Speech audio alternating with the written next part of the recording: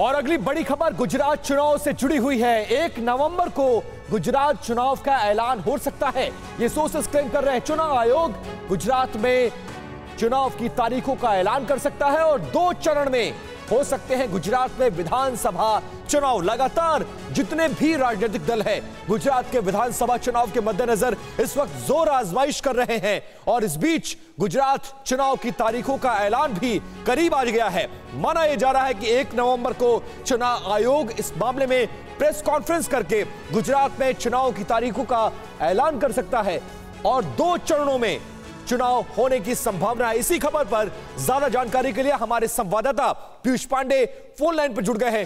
पीयूष, 1 नवंबर को संभावना जताई जा रही है और माना जा रहा है कि 2 चरणों में ये चुनाव हो सकते हैं, कितनी संभावना आपको नजर आ रही है?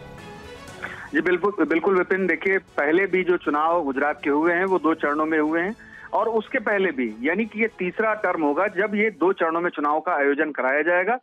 एक जो चरण होगा वो हिमाचल के साथ या उसके आसपास रखा जाएगा, जबकि जो दूसरा चरण होगा गुजरात चुनाव का वो दिसंबर के पहले वीक में रखा जाएगा और उसके बाद जो चुनाव के परिणाम है उनकी घोषणा की जाएगी दूसरे हफ्ते में।